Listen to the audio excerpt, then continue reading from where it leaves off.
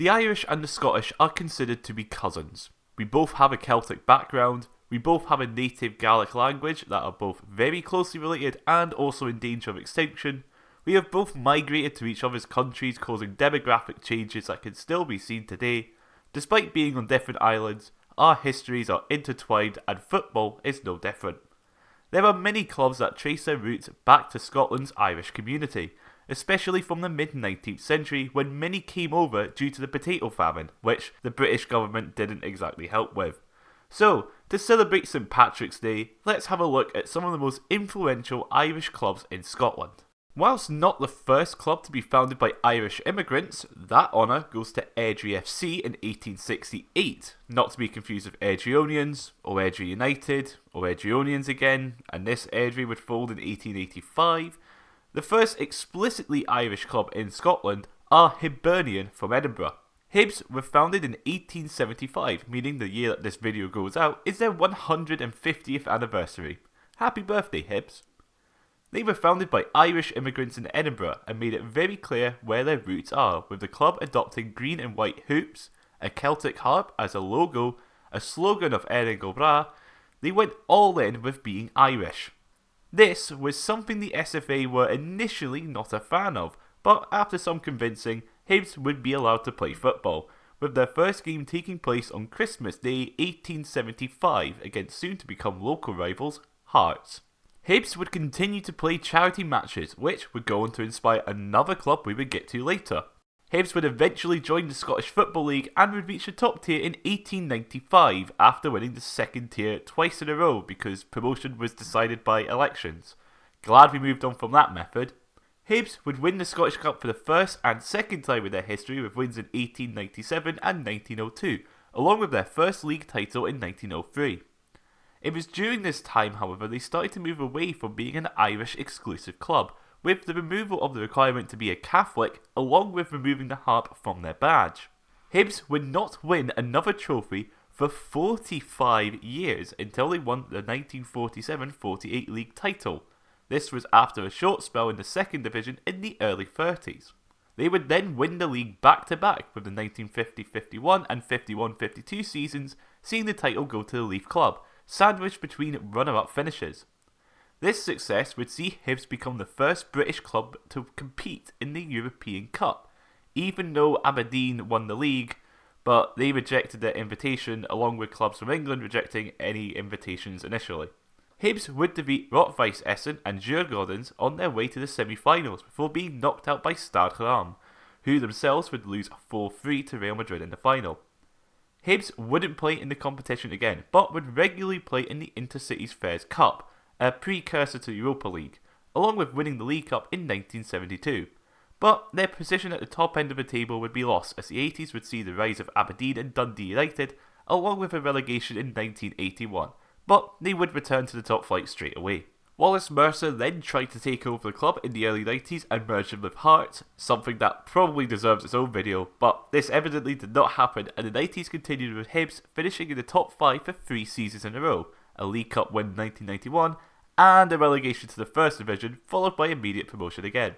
2000 would see a new badge which represented the 3 pillars of Hibernian Football Club: a harp for Ireland, a ship for Leith, and a castle for Edinburgh.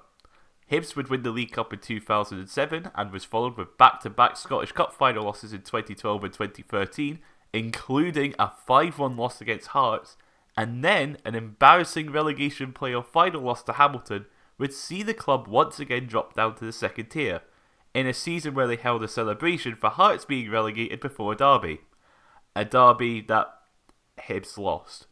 Hibs would take 3 seasons to return to the Premiership, but in that time they would win the 2016 Scottish Cup final, beating fellow Championship side Rangers to lift the trophy for the first time in 114 years. Should I play the clip? Yeah, why not? It's Liam Henderson to deliver! David Gray has scored! The captain! Hibs are standing on the brink of history after 114 years! They've almost done it! They've almost won the Scottish Cup! Hibs since then have been, well, Hibs. yo-yoing up and down the Premiership season after season, but Cup hero David Gray is currently in charge and after a difficult start are looking at European qualification once again. Remember how I said that Hibs' early history of charity games would go on to inspire another club? Well, that club comes from the east end of Glasgow, which, as you can probably guess by that alone, means we are of course talking about Celtic. Celtic were founded in 1887 by Brother Walfred as a form of raising money for his anti-poverty charity. They would play their first game against Rangers in 1888, with many of those players being taken from Hibs.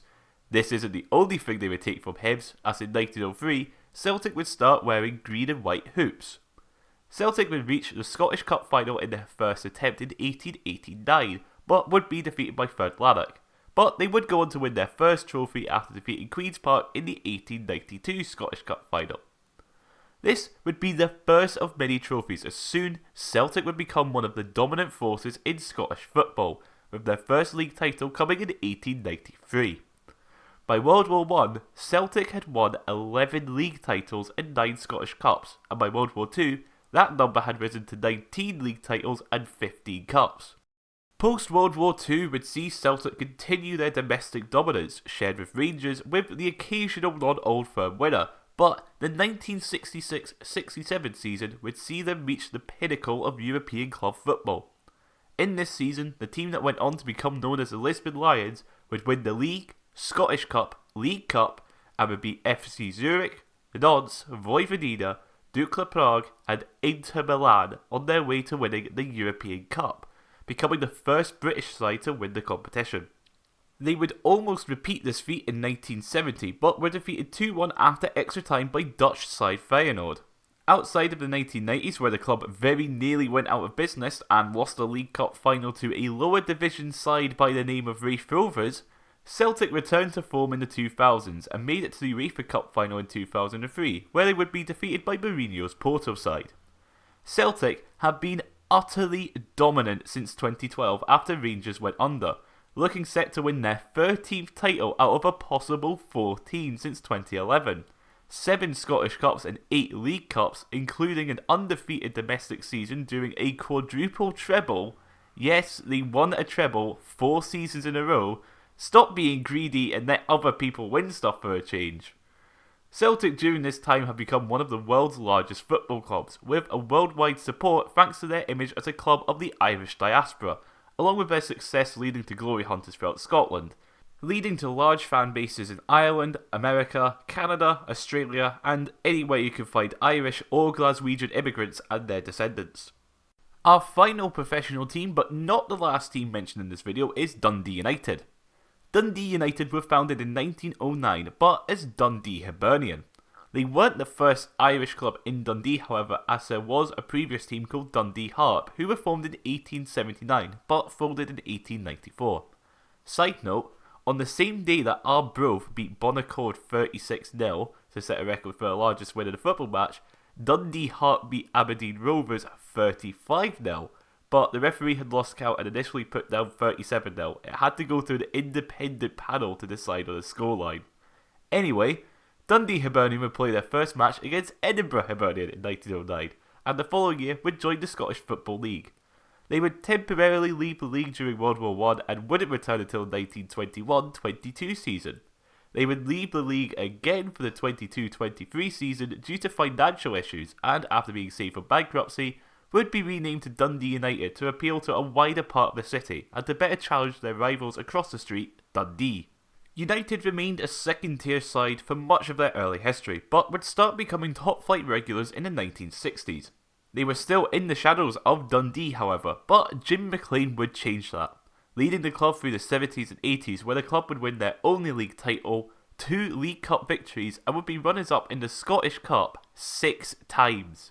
The club would also be runners-up in the UEFA Cup in 1987, losing to Gothenburg, and in the 83-84 season would be denied a trip to the European Cup final due to dodgy Italian refereeing.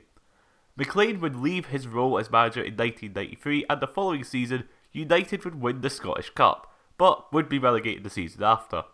They would return to the Premiership immediately and would remain a top-flight side throughout the 2000s. Peter Houston would win the cup again for United in 2010 after they defeated Ross County in the final, but 2016 would see relegation to the Championship. It would take 4 seasons for United to return to the Premiership, one of their failed bids for promotion including a 3-0 penalty loss to St Mirren in the playoff final, and their first season back in the top flight would see them finish 9th. United would finish 4th the following season, securing European qualification, but they would get battered by Alkmaar 7-0 in the Netherlands, followed by a 9-0 defeat to Celtic at home, and by the end of the season they were relegated back down to the Championship. This time they would return immediately after beating Rafe to the Championship title, and as of the time of writing, are in the midst of a battle for Europe. Those are all the professional senior clubs, but there is more to football than the big boys, isn't there? We have to drop all the way down to the 6th tier for our next club, with Lochee Harp playing in the Midland League. As the name suggests, the club represents the Irish community of Lochee, an area of northwest Dundee that was separate from the city until about 100 years ago. They have multiple local junior titles, but only made the Junior Cup final once back in the 1953-54 season, losing out to Sunnybank from Aberdeen. Glasgow meanwhile has St Roch's and St Anthony's playing in the West of Scotland 1st and 2nd divisions respectively.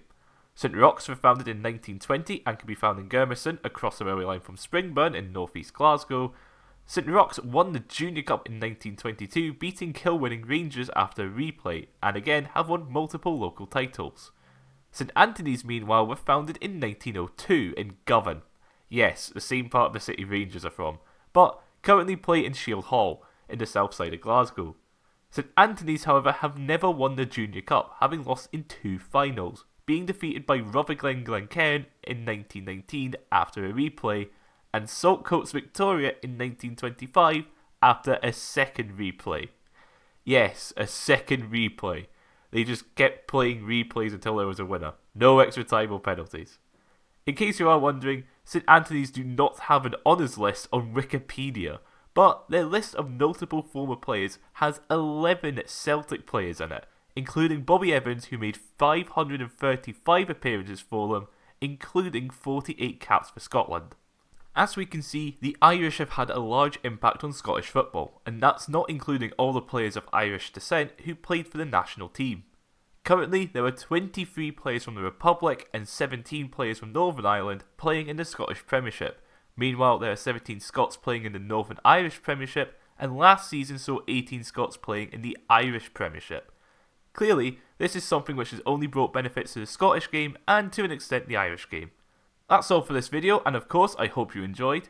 How different do you think Scottish football would look like without the impact that these clubs have had? Let us know in the comments below. Of course, liking, sharing and subscribing are all appreciated, and I will see you in the next video. Bye.